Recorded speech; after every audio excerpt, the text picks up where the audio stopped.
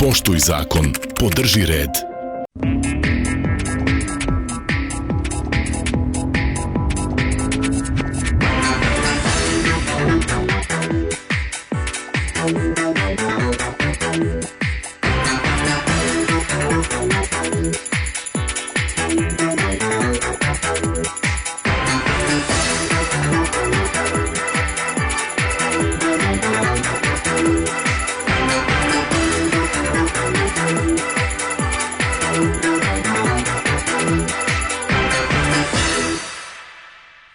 Poštovani gledalci, dobar dan. Kao što vam je poznato, od 6. do 16. marta u Ženevi se organizuje veliki međunarodni salon automobila. Naša ekipa ide u Ženevu, a mi koristimo priliku da vam već danas pokažemo neke novitete koji će biti izloženi na ovoj velikoj međunarodnoj izložbi automobilske industrije. Kad je već reč o automobilskoj industriji, moramo se pohvaliti da je sve više interesovanja stranih proizvođača za naše tržište, ali ne samo kada je reč o prodaju automobila, nego pre svega kada je reč o proizvodnji delova, komponenti, pa možda i nekih automobila.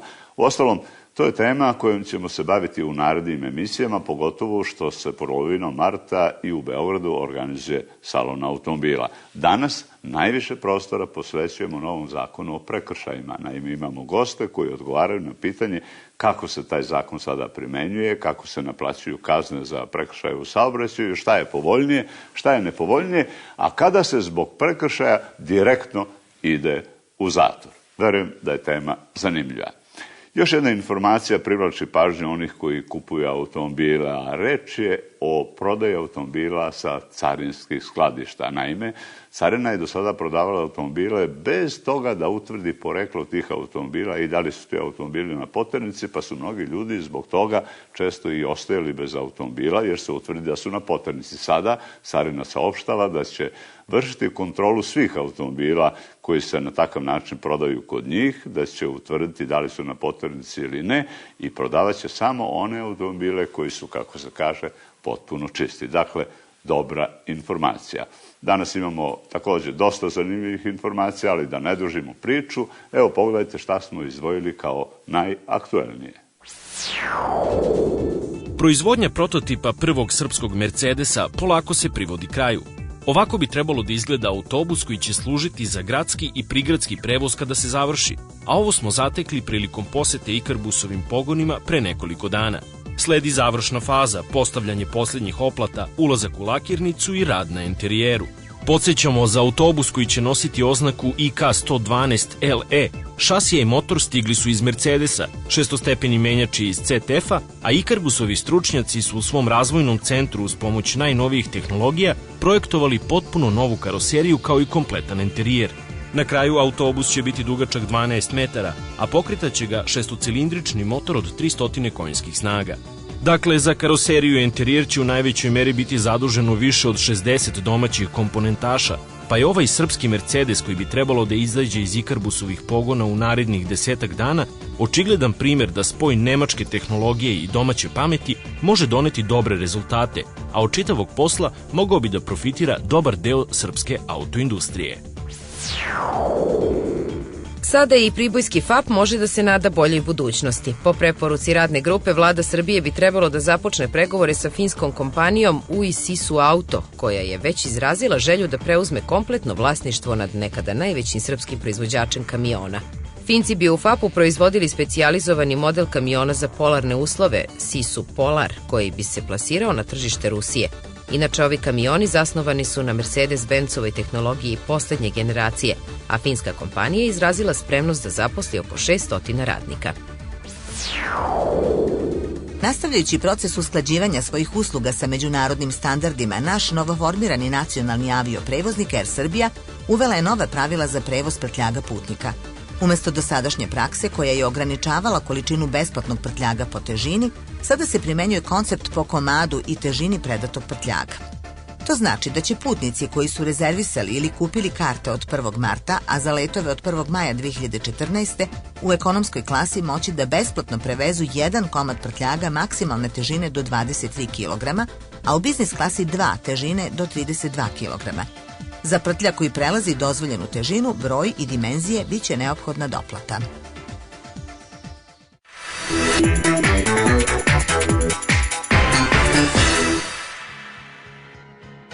Koliko je treća generacija A klase podmladila Mercedesov imidž jasno je ne samo po njenoj popularnosti, već i po tome što su na njenoj osnovi konstruisana još dva mladalačka modela. Posle A klase Mercedes je predstavio i svoju najmanju limuzinu CLA, da bi neposredno pred salone automobila u Ženevi i Beogradu na međunarodnoj prezentaciji u Španiji redakcija emisije Sat i revije Sat Plus imala priliku da vozi i treći model nastao na istoj platformi, GLA. Mercedesov novitet pripada takozvanim crossoverima ili kompaktnim SUV modelima. Reč je o segmentu tržišta koji ubrzano raste i u kome se svaki od proizvođača trudi da ima svog predstavnika. Nastupa sa stilom koji podsjeća na veće SUV rođake, ali i sa dimenzijama koje mu omogućuju okretnost u gradu. Recimo, sa 4,4 metra dužine, svega 15 cm je duži od Golfa. Ipak, kompaktne dimenzije nisu prepreka za pogon na svim točkovima, mada to nije deo standardne opreme, već je ta mogućnost ponuđena kao opcija. Ko se za nju odluči imaće na raspolaganju najmoderniji Mercedesov integralni pogon koji je u mogućnosti da, ako za to prepozna potrebu, 100% obratnog momenta pošalje na prednju ili zadnju osovinu. Osim toga, u vožnji van asfalta od pomoći je i sistem koji pomaže pri spuštanju niz strminu tako što održava minimalnu brzinu. Enterijer takođe prati stil koji nam je najpre predstavila A klasa, koji se prepoznaje po karakterističnim ventilacionim otvorima i displeju koji dominira centralnom konzolom. U početku GLA će ponuditi izbor između dva benzinska motora. Manji zapremine 1,6 litara isporučuje 156 konjskih snaga, a veći dvolitraš 211. Opremljena pogonom na svim točkovima, snažnija verzija do 100 km na čas ubrzava za 6,5 sekundi, dostiže maksimalnu brzinu od 235 km na čas uz prosečnu potrošnju od 7,1 litara na 100 km. Ljubiteljima dizelaša namenjen je motor zapremine 2,2 litra u verzijama sa 136 i 170 konjskih snaga. Svi motori su opremljeni start-stop sistemom koji gasi rad motora kada vozilo stoji. Naša publika će Mercedes GLA moći da vidi na predstojećem Beogradskom salonu automobila, koji se održava od 14. do 23. marta, kada će biti poznate i cene na našem tržištu.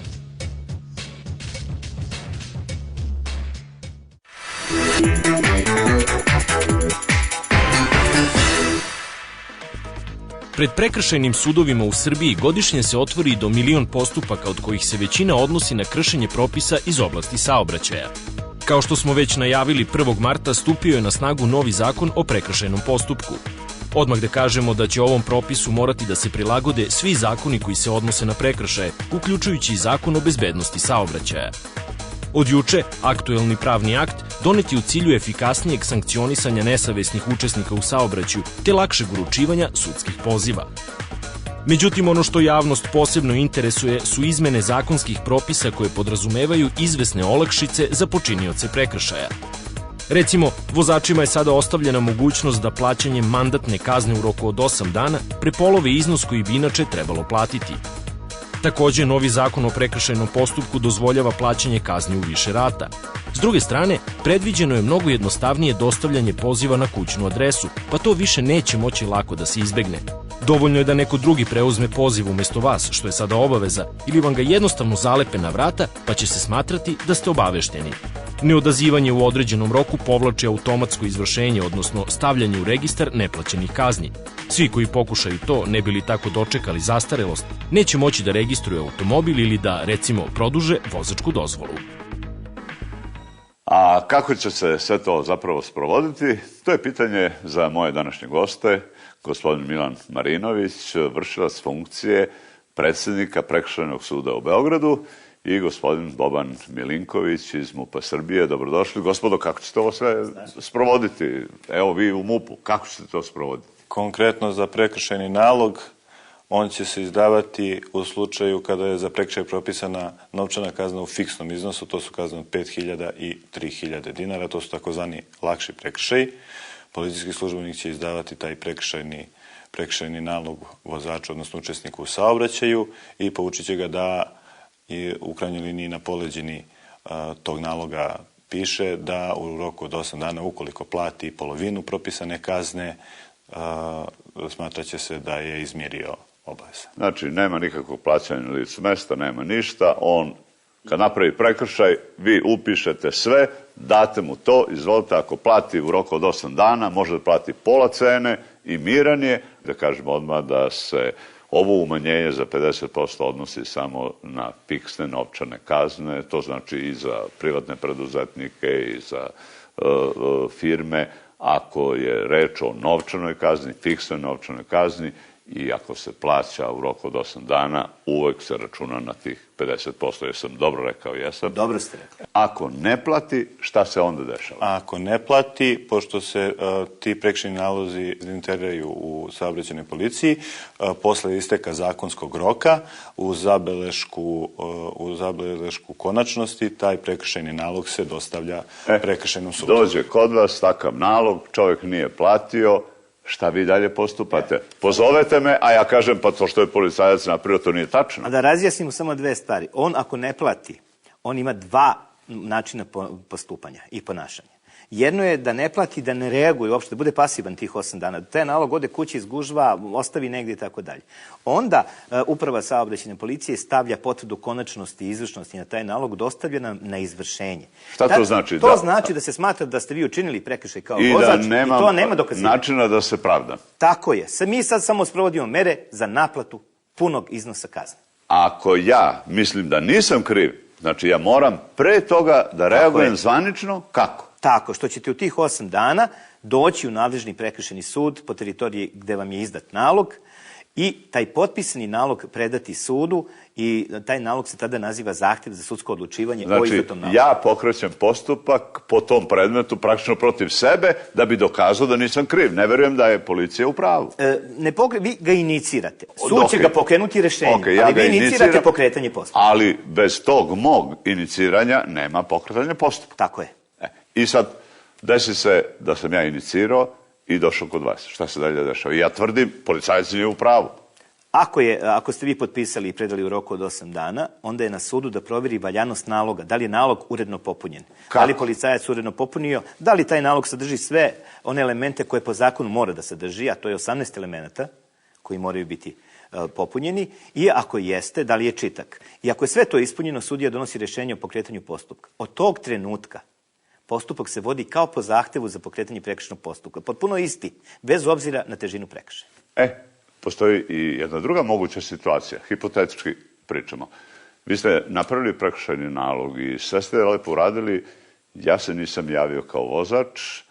Adresa koju vi ste upisali iz moje lične karte je stara adresa i vi mene ne možete naći. Vi date sudu nalog, izvršni nalog da može da me kazni i da sprovede to, ali ne može sud da me nađe. Šta se tada dešava? Šta policija preduzima? Ili preduzima nešto? Znači, završit ćete evidentirani u registru sankcija, izrečenih sankcija. Konkretno, izdat vam je prekršajni nalog koji je konačan, izvršan, vi se ne pojavite. I mene nema? Nema vas. I? Vi ste kao fizičko lice u registru izrečenih sankcija. I gde god se pojavim, ne možete ostvariti određena prava koja svi građani imaju, ne možete produžiti važnost registracione nalepnice, ne možete produžiti vozačku dozvolu i još niz nekih... Ličnu kartu i tome slično. Samo da preciziram ako mogu. Postoje dva registra, jedan je deo drugog. U registru sankcija kad ste, to možete da uradite. Ali u registru neplaćenih novčanih kazni ne možete. Onog trenutka kad je konačan izvršen nalog, vi idete direktno i u registar sankcija i u registar neplaćenih novčanih kazni. I onda ja praktično nisam platio kaznu, tamo sam i u registru sankcija, znači ja sam na svaki način, uslovno rečeno, dakle nije to, nisam na poternici, ali se lovim da dođem po nešto da bi rekli, gospodine, nisi platio, sad je vreme da platiš, ali onda plaćam, šta, više mnogo? Plaćate onaj iznos kazne koji je propisan zakonom, pun iznos kazne, ne plaćate pola. Dobro. Ako je došlo do prinudne naplate, onda plaćate i troškove prinudnog izvršenja. Upravo to. Dakle, ja moram platiti još razne druge troškove, ne isplati se odustajati, ne isplati se davati. Možete vi na licu mesta kao policija da utvrdite moju adresu. Kad ste me uhvatili u prekršaju, i gledate podatke i možete li proveriti moje prebivalište? Da, ukoliko ste u nekom prethodnom prekršajnom postupku već traženi na toj adresi pa vas nismo našli, onda je to evidentirano u našoj bazi podataka i onda raspolažemo tim podatkom. Znači, ako se napravio neki ozbiljni prekršaj, onda ćete vi za svaki slučaj proveriti da li me ima još negde, je li tako? Znači, ako smo vas već tražili pa vas nismo našli, onda verovatno ne živite tu, onda mi raspolažemo tim podatkom. Dobro, šta je još važno kod toga kad ja pokrenem postupak i tražim da se otvori spor oko svega, da dokazujem da nisam kriv, imam svedoke, šta je važno kod suda, o čemu ja treba da razmišljam i kako sebe da odbranim? Od onog što je policija rekla, ja tvrdim da nisu u pravu. Pazite, novim zakonom teret dokazivanja je prebačen na obe stranke, s tim što je primarno teret dokazivanja na podnosiocu zahteva. Znači, policija mora da dokaže i da postoji prekršaj i da ste vi odgovorni za taj prekršaj. Međutim, oni će da dokazuju ono što oni tvrde i da predlažu dokaze za to. Vi tvrdite da niste. Vi treba da predložite dokaze koji će to da dokažu i da obezbedite njihovo izvođenje. Odlično, onda ćete dati ime i prezime svedoka i adresu. Ako je svedok neko ko je vama dostupan, on će biti pozvan preko vas. A ako je neko ko nije, onda će ga pozvati sud. Dakle, sad se ja pojavljujem u ulozi čoveka koji mora da obezbedi te svedoke, da se pobrinem, da ja dovedem te svedoke. Tako je, vi ste zainteresovana strana i sada taj teret obezbeđivanja tog dokaza prelazi na vas po novom zakonu. Da li će ovo sve olakšati posao policiji i da li mislite da je ovo dobro za vaš rad i da će biti uspešnije sve? Pa znate šta, došlo je do izvesne, da kažemo, manje promene, jer i pre su se policajci saslušavali u svojstvu svedoka. To nije ništa sporno. Hoću da kažem da mi, primjera radi, veliki broj naših zahtjeva za pokretanje prekršajnog postupka su zbog prekršaja prekoračenja dozvoljene brzine kretanja. Mi za svaki taj prekršaj imamo video snimak, imamo fotografiju, radari i tako dalje. Znači, za veliki broj prekršaja mi imamo apsolutno neoborive dokaze za koje se vama uopšte ne isplati da ulazite u prekršajni postupak, a za one prekršaje koji su uočeni neposrednim opažanjem policijskog službenika, u tom slučaju će policijski službenici biti saslušavani u svojstvu svedoka kao ovlašćena službena lica koja će dati izjavu povodom tog događaja i nema razloga da im se ne veruje. Dobro, na sudijama će biti da odlučuju da li će moji svedoci biti ti koji će biti ubedljiviji ili policajac sa njegovim objašnjenjem mog prekršaja, pa sud će na kraju da ceni to i da donosi pravu presudu, tako? Tako je, sud ceni i odmerava dokaze. Dobro, naravno, ima još nekih zanimljivih stvari, pre svega o alkoholu, o zatvoru, o nekim stvarima koje proizilaze iz raznih prekršaja, o tome ćemo u drugom delu ovog razgovora, a poštovani gledalci, znate da uskoro počinje salon automobila u Ženevi, evo pripremili smo nekoliko zanimljivih modela koji se očekuju na ovom velikom sajmištu, pa da ih upoznate dok se mi na kratko odmorimo, posle toga nastavljamo naš razgovor.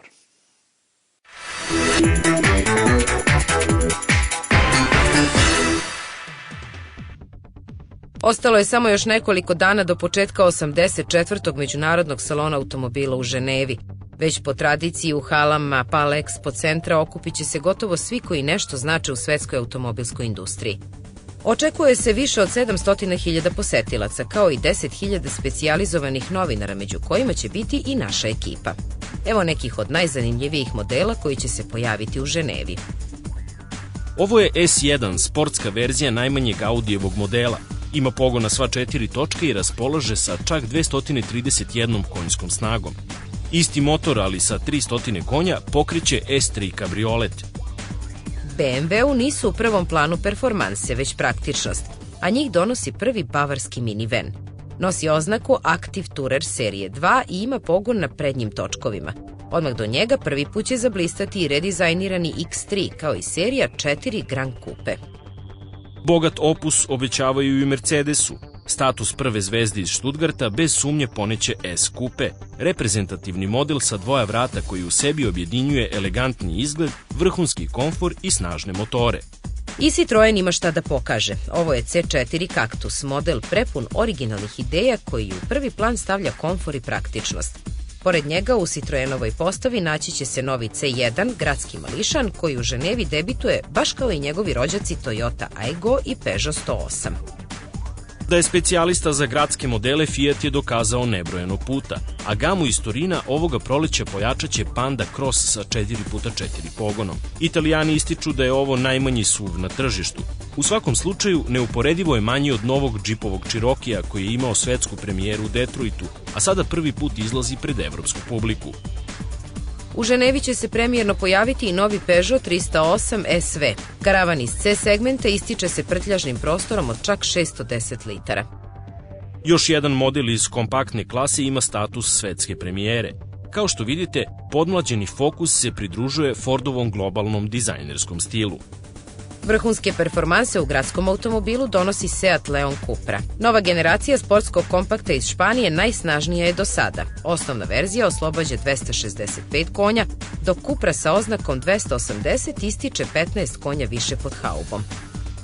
Jednako atraktivna premijera iz Volkswagen grupacije debitovaće na istom mestu gde je rođena pre 40 godina. Sportski kupe Scirocco cilja na mlađe kupce i nudi izbor nekoliko pogonskih agregata snage od 125 do 280 konja. Mnogo snage i još više glamura pripremili su proizvođači super sportskih automobila kao što su McLaren, Ferrari i Lamborghini.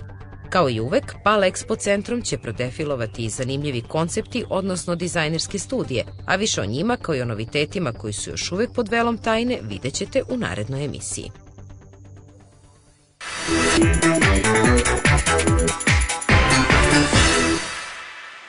Poštovani gledalci, nastavljamo priču o zakonu o prekršajima. Gosti su i dalje sa nama tu. Gospodine Milinkoviću, verovatno vi u MUP-u najveći problem imate sa alkoholisanim vozačima. Granica je 0,3, ali je mnogo onih koji su preko 0,3, 0,4, 0,5 pa dalje. Šta se sada u duhu ovog zakona dešava na putevima i kako to kontrolišete i šta sprovodite? Mi otkrivamo preko 50.000 vozača pod dejstvom alkohola svake godine i pojačavamo svakodnevno svoje aktivnosti na otkrivanju tog prekršaja, pošto je dokazano vrlo negativan za bezbednost saobraćaja. Sve vozače kod koji se utvrdi alkohol preko 0,3 isključujemo iz saobraćaja, s tim što 0,3, 0,5 se isključuje na 12 časova, a preko 0,5 na 24 sata. Znači, to je isključenje vozača iz saobraćaja. Znači, zaustavite ga, izmerite alkoholisanost od 0,3 do 0,5, isključenje iz saobraćaja 12 sati i plaća naravno kaznu, dobije nalog za plaćanje kazne. Ako je preko 0,5, podnosi se zahtev za pokretanje prekršajnog postupka, isključenje traje 24 sata. I sad on se otreznio za 12 sati, se čak i vozi i vi ga zaustavite. Onda čini prekršaj upravljanje vozilom za vreme isključenja iz saobraćaja, za koje je propisana kazna od 100.000 do 120.000 i pošto možemo tvrditi da postoji namera za dalje činjenje prekršaja, može se privesti dežurnom sudiji prekršajnog suda na dalje procesuiranje. I dođe takav kod vas. Šta vi radite?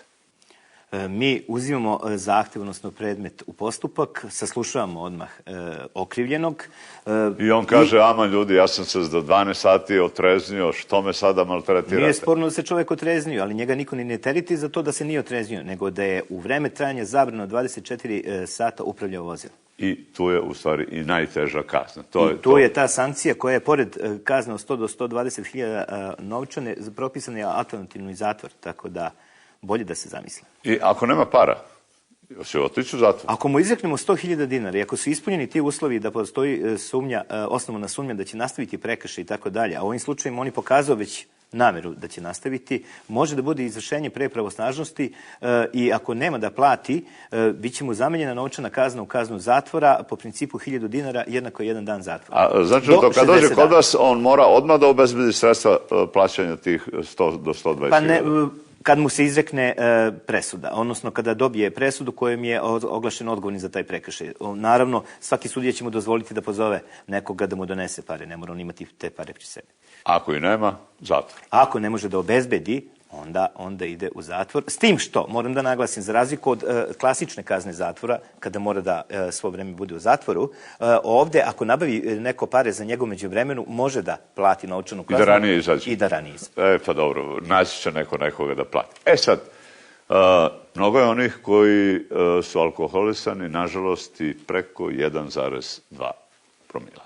Šta se tada dešava? Vi zaustavite takvog obavezno je zadržavanje. Znači, pored isključenja iz saobraćaja, takvog vozača zadržavamo u službenim prostorijama do istražnjenja, a najduže 12 časa. Znači, tome ne dajete nalog zabrane upravljanja, nego vi njega zadržite. I on je u vašim prostorijama. On uredno dobije i papir na kome piše da je isključen iz saobraćaja 24 sata, ali ide na zadržavanje. Mora da bude zadržan. Ali posle 12 sati, kad izađe iz službenih prostorija, kad prestane zadržavanje, narednih još 12 sati je isključeni saobraćaj. Znači, ne sme ni onda je posle... onaj slučaj kada ako upravlja, može doći pod druge sankcije, teže sankcije.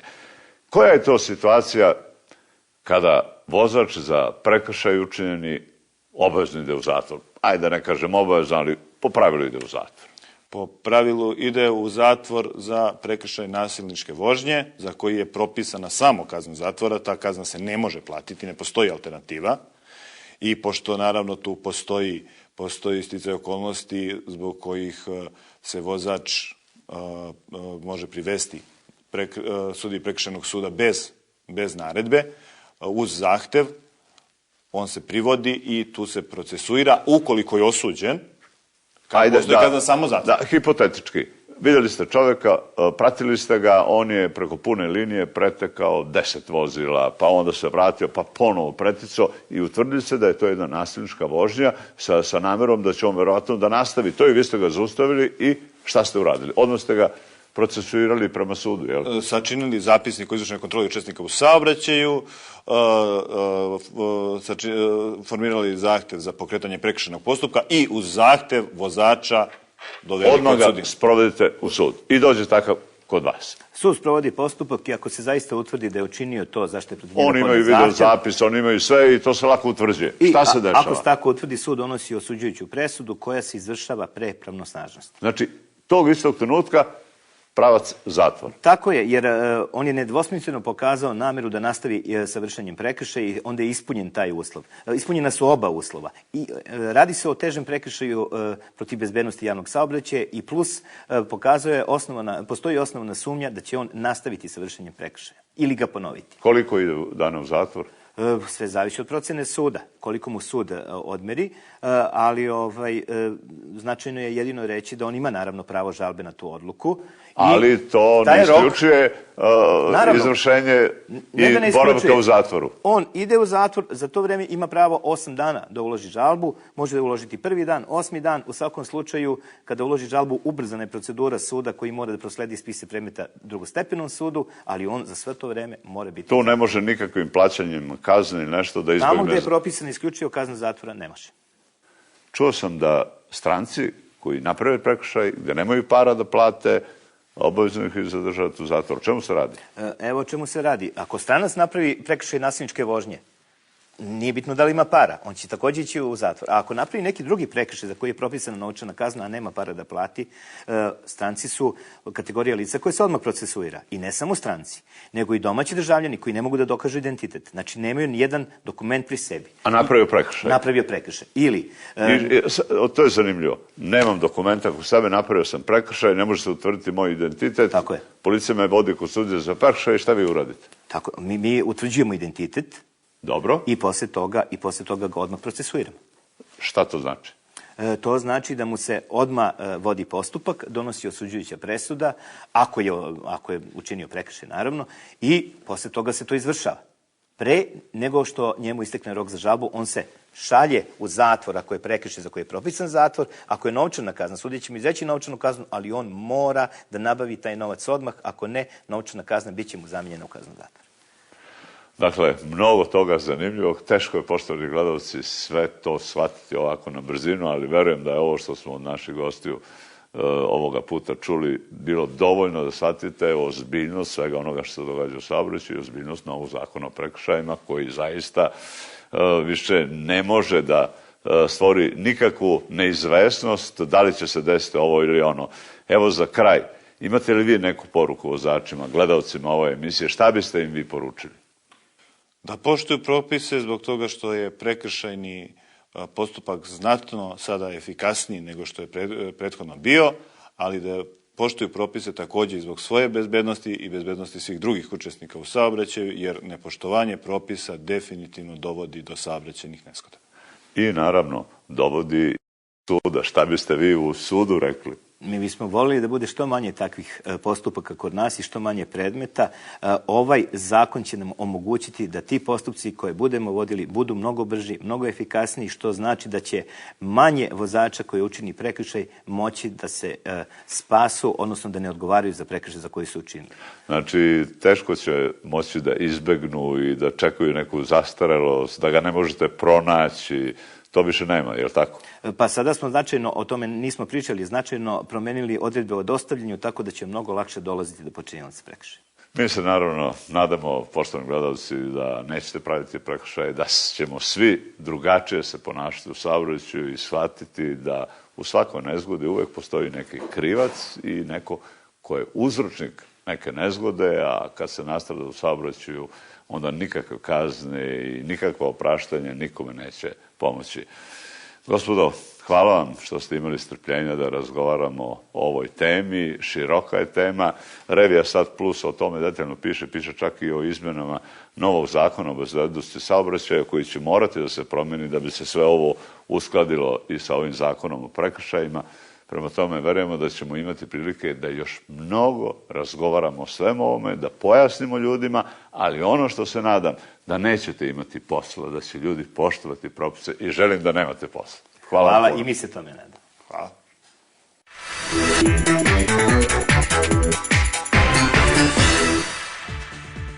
U oktobru prošle godine počelo je mapiranje Srbije i snimanje lokacija koje će biti dostupne kroz Googlovu internet opciju Street View ili Pogled s ulice. Međutim, i pre nego što je ovaj internet gigant zvanično svoj materijal učinio javnim, Nacionalna vozačka akademija je postala dostupna svima koji žele da je na ovaj način virtualno posete. Evo kako da iz svoje sobe posetite Navak. Idite na Google mape i ukucajte Navak u pretragu.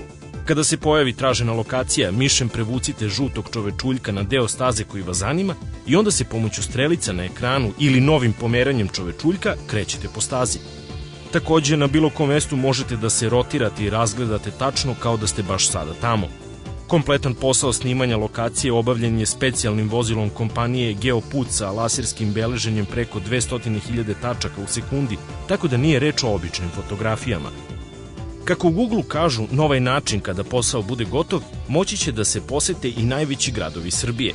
Dakle, osim što je Navak već ušao u istoriju Srbije kao prva namenska izgrađena automotostaza i prva škola bezbedne vožnje, sada je stekao i titulu prve lokacije u Srbiji koja je celom svetu zvanično dostupna kroz Google Street View aplikaciju.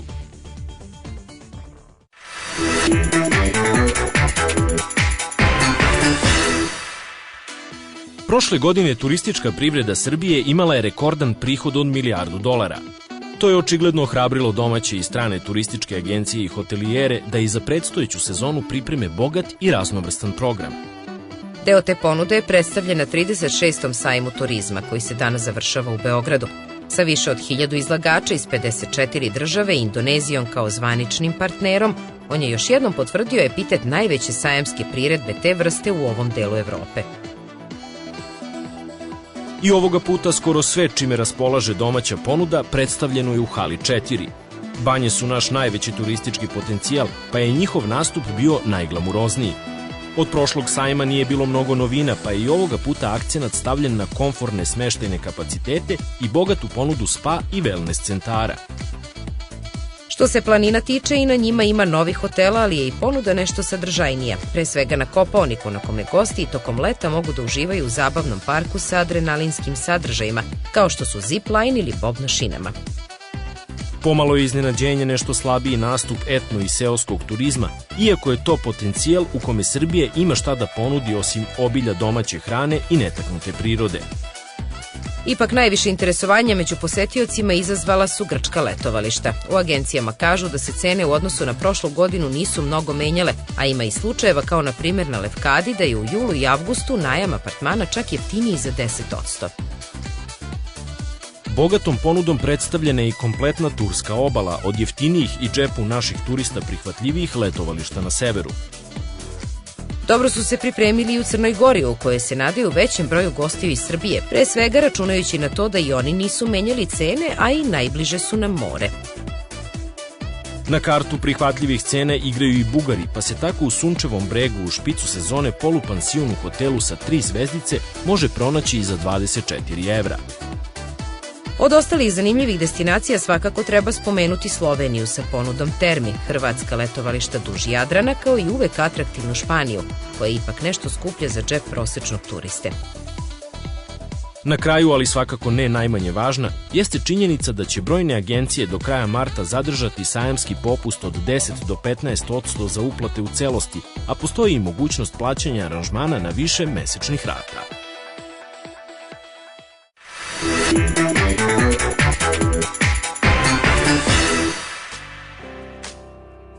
Japanski Suzuki ima toliko iskustva sa terencima i 4x4 pogonom da i kad lansira nešto ovako neobično kao što je ovaj automobil, rijetko ko dovodi u pitanje njegovu sposobnost i kvalitet. Razlog više je to što je ovo naslednik veoma popularnog modela SX4. I njemu je ime SX4, ali sa dodatkom S-Cross, kao svojevrsnim simbolom da je ovo nešto sasvim novo. Ipak, kako je SX4 S-Cross previše dugačko, mi ćemo ga zvati samo S-Cross. Sa 4 metra i 30 cm ujedno je i veći od prethodnika, a zbog dodatnih 10 cm međuosovinskog rastojanja nudi i značajno više prostora.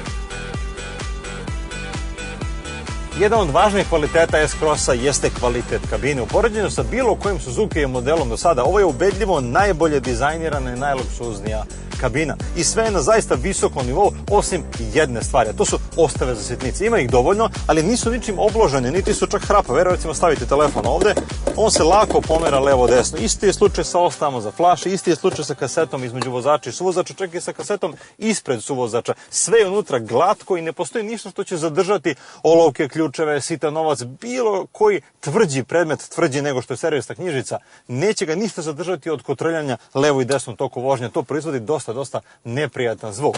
Osim toga, kao što smo rekli, S-Cross ima kabinu koja je na zaista najvišem nivou u odnosu na ostale Suzuki modele. Kabini zaista nemamo šta da zamerimo ozbiljnije, tim pre što prostor ima skoro kao u Grand Vitari, a opet je sve nekako mekše i udobnije. Dobar utisak pojačava i veliki stakleni krov, koji je naravno ovde samo uz doplatu, mada najveći napredak je zapravo ovde. Umesto 270 kao kod starog SX4, sada je tu čak 430 litara. To je rekord u klasi i najbolji pokazatelj zašto je Suzuki dodao ono S-Cross u imenu. Ovo je sada automobil u potpuno drugačijoj kategoriji. To potvrđuje i All Grip pogon na svim točkovima, glavni adut S-Crossa. Možete da birate jedan od 4 režima rada, a on će sam da brine kada koji točak više vrti. Pritom, Suzuki je ostao veran off-road tradiciji, pa je ostavio i mogućnost blokade centralnog diferencijala. Iako je porastao po dimenzijama u odnosu na SX4, S-Cross nije porastao po svojim terenskim osobinama. Jednostavno, nema dovoljno klirensa, nije dovoljno udaljen od tla da bi se pozabavio ozbiljnim terenskim preprekama. Kao što vidite, kad bi nastavili dalje pravo, verovatno da bi naseli donjim delom. Donji deo jeste zaštićen ozbiljnom pločom, ali ne bi automobil više mogao da nastavi i da produži preko ove prepreke. Jednom rečju, S-Cross nije naslednik Grand Vitare, on se nije pomerio prema Grand Vitari, iako ima bolji 4x4 pogon nego SX4. On i dalje ostao klasičan putnički automobil sa dobrim 4x4 pogonom i ništa više od toga. Naravno, ne plaši se S-Cross prepreka, sve dok pažljivo čuvate donji prostor od udaraca u neravnine i kamenje, ali ako i nije spreman za šumu i kamenjar, za sneg svakako jeste. Ljubav prema vožnji izvan puta vidi se upravo na samom putu. Upravljač je precizan, S-Cross se rado odaziva svakoj želje vozača, ali se ne može reći da igra na kartu hitrosti, poput većine glavnih konkurenata. Sve se nekako odvija na tenane, na svaki način pokušava da vam pokaže da nigde ne žurite, osim u jednom slučaju. Već smo pomenuli All Grip 4x4 pogon kao veliki adut Suzukija S-Cross. I njegovu glavnu prednost zapravo vidite kad izađete na krivudavi put, odnosno na pistu kako se mi sada vozimo. Naime, kada uključite sport režim, automobil neće čekati da vam prokliznu prednji točkovi da bi vas izvadio iz nevolje. Već će on zapravo reagovati na ono što vi radite sa pedalom gasa. Što više pritiskate gas, on će više obratnog momenta slati pozadi i time omogućiti brži i stabilniji izlazak iz svake krivine. Ipak to i dalje ne znači da je brz na stazi. Sa benzinskim motorom od 1600 kubika i 120 konja Iz mesta do Stotke treba mu skoro 12 sekundi, a maksimum je samo 165 km na čas. Veliki krivac za slab rezultat je CVT, odnosno kontinualni menjač. Bilo u automatskom, bilo u ručnom režimu kada simulira stepene prenosa, S-Cross je u svakom slučaju trom i neočekivano bučan. Ni ručni menjač ne popravlja utisak jer ima samo 5 stepeni prenosa. Tek kada odaberete dizelaša dobit ćete 6 brzina i nešto tečniju i dosta mirniju, odnosno tišu vožnju, iako i dizel, tačno kao benzinac, ima 1600 kubika i 120 konja. U svakom slučaju, S-Cross je postigao cilj. Doneo je malo svežine u program Suzukija. Neće se možda svima dopasti, ali niko neće moći da mu ospori kvalitet i sposobnost. U verziji kako smo mi vozili cijena ne oduševljava, 24.000 evra, tako da ako vam ne treba pogon na svim točkovima, niti stakleni krov, ni kontinualni menjač, osnovna verzija od 13.900 evra deluje mnogo razumnije.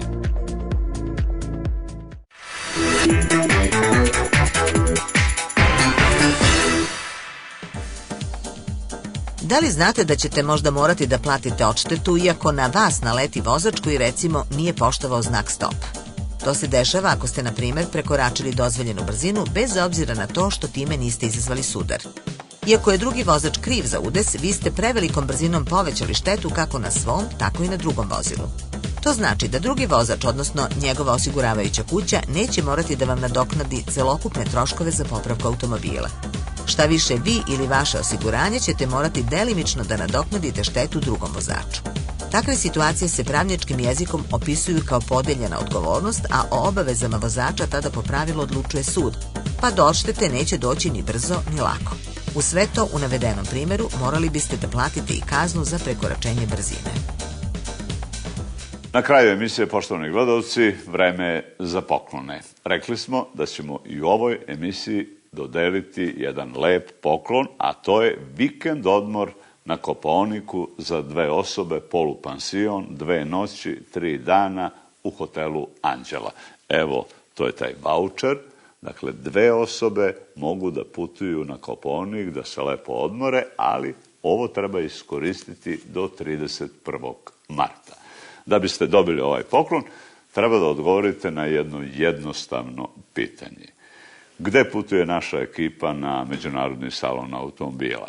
Ako znate tačan odgovor, pošaljite ga SMS-om na ovaj broj i očekujte da dobijete zaista lep poklon, vikend odmor na Kopaoniku.